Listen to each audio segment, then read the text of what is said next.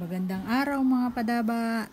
Andito na naman tayo para magluto ng isa na namang masarap na ulam. Ang lulutuin ko ngayon ay adobo sa asin. Adobo namin ito sa Bicol.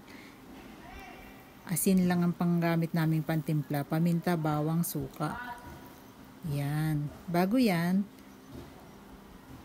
iprito-prito muna natin ng kaunti yung karne para magkaroon ng konting para bang isisir natin sa mantika para lumasa na siya. Kasi na-marinate ko na to kanina sa asin, bawang at paminta para pag sinangkot siya natin, may lasa na talaga siya. Ayun. Pag ganito ng itsura na medyo parang may caramelize na siya, haluin na natin, ilalagay na natin ang bawang.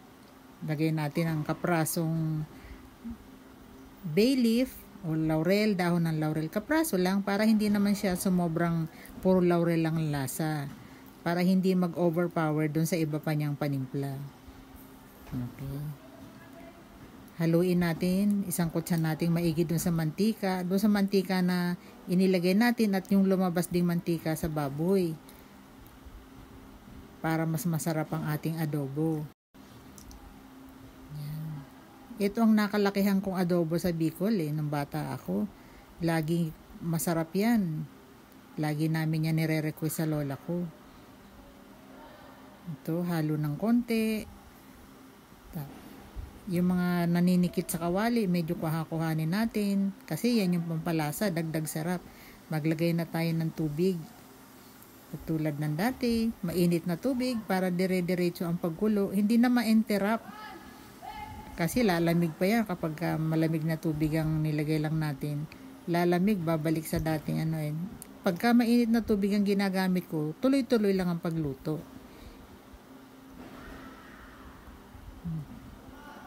Kuhanin natin yung mga natusta sa kawali kanina. Kasi flavors yan pampasarap yan dun sa niluluto nating adobo. Yan.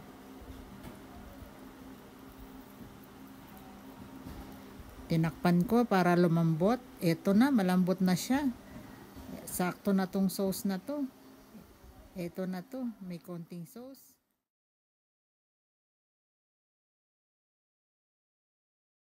Ang sarap niyan. Grabe.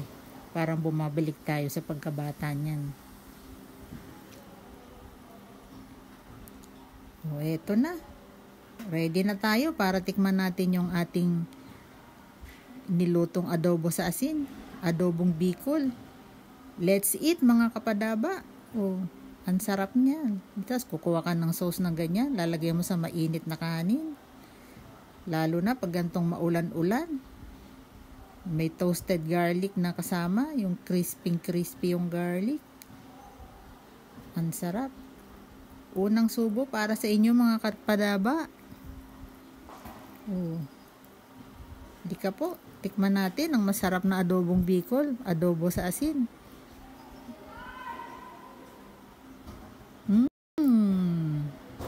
Sarap.